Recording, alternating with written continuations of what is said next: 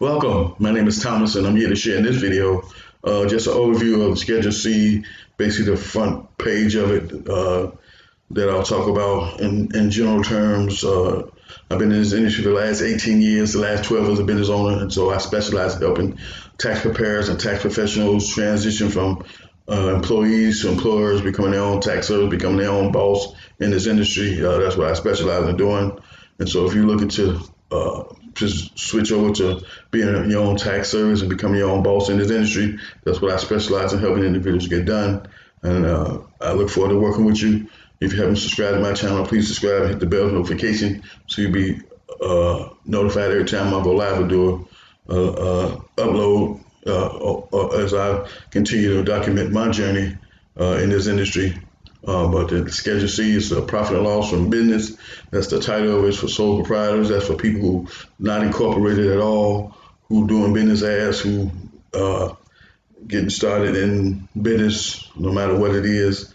That's what people who haven't incorporated themselves will have their tax return prepared on. It's a Schedule C.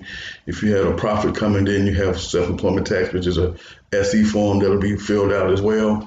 But like I say, in this video, just a front page overview of some information concerning the Schedule C.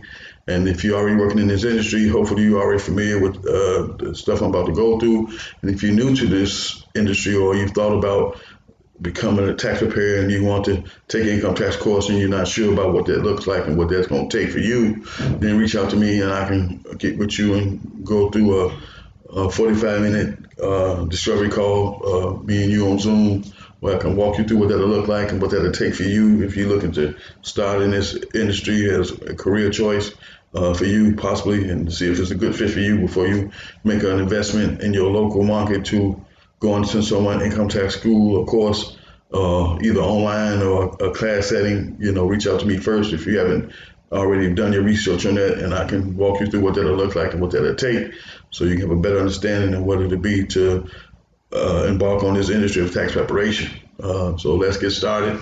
Inside this video, like I say, the Schedule C, which is profit and loss from business, and sole proprietorship is the most simple form of ownership when it comes to having your own business.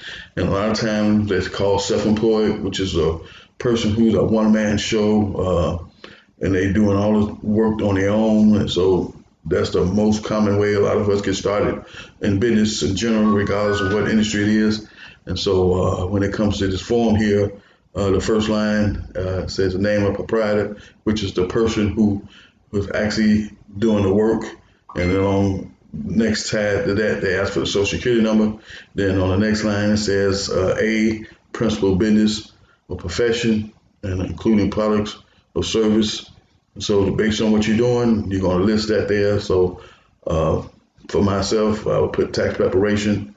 And on line C, it says business name. If you're using a business name other than your own, that name will go there. Line E says business address, which is including if you work outside the home and you have a separate address for business, then that'll go on that line, E. Then we're looking at F, accounting method. The most common is cash-based businesses. Number 2 is a cure method. Basically, I use the cure method. I've been using that for years. And the cure method allows me to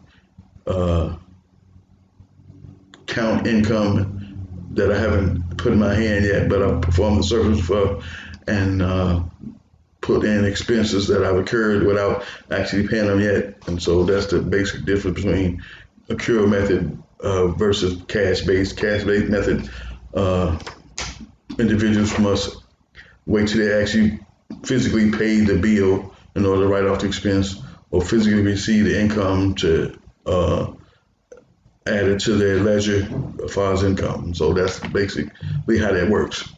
And then when it says G, did you truly participate in the operation of the business? That's important. So for self-employed individuals like us, that question is going to be yes.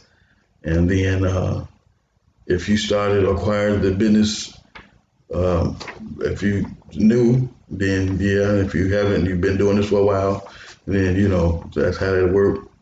It said, did you make any payments in 2018 that would require you to file Forms 299?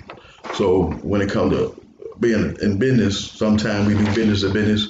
I might have a janitorial service come in and clean my offices for me. So at the end of the season or end of the year, depending on what type of contract they're doing with them, if it's year round, then at the end of the year, they'll receive a 1099 miscellaneous form for the money that I paid out to keep the office clean.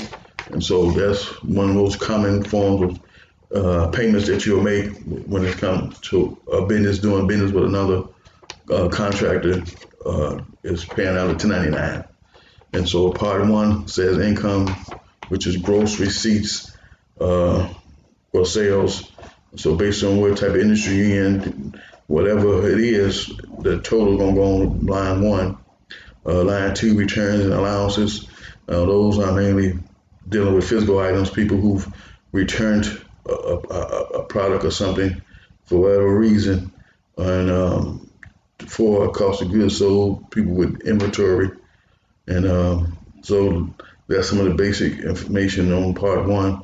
Part two deals with expenses. So if you have advertisement expenses, if you got a car truck that you use for the business, if you have a commercial location, you might have some office expenses, rent, of course, repairs and maintenance, supplies, taxes and licenses. You're definitely going to have paid for. Utilities, if you pay your own heat, definitely your own light bill, telephone bill, things of that nature.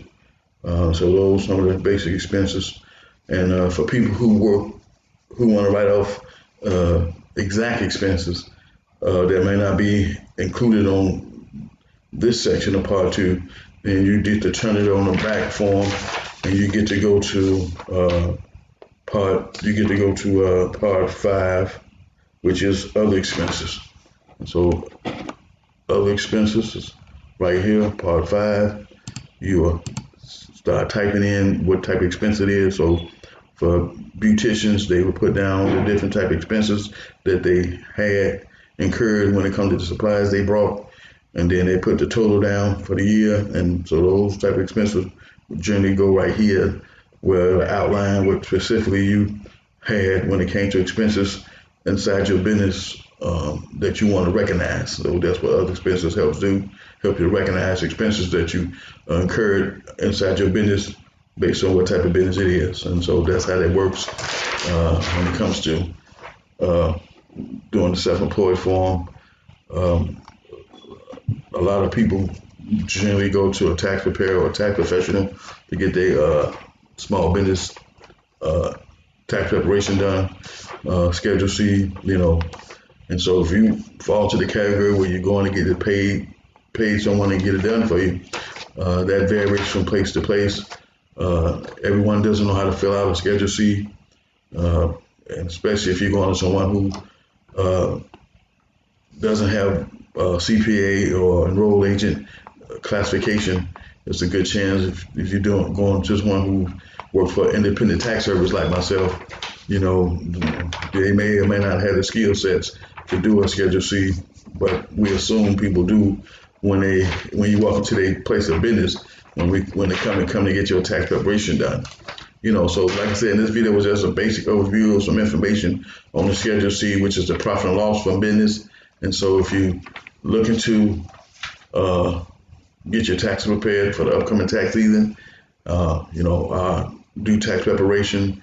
We help self-employed individuals with other services they may need, like bookkeeping, basic payroll, things of that nature. So if you are looking to find someone for the 2020 season for our tax preparation, reach out to me, leave me a comment, call me, text me, instant message me, whatever the case may be. And so again, I'm grateful to be here. Like I said, 18 years in this industry, 12 as a business owner. And so I specialize in helping tax preparers and tax professionals position yourself to move from working for someone to being their own tax service. So if you're looking to get started in 2020 and you want to get some assistance on making that happen for you, definitely reach out to me with the contact information inside this video. Again, if you haven't subscribed, please subscribe, hit the bell notification so you can be notified every time I go live or do an upload. And I'll see you in my next video.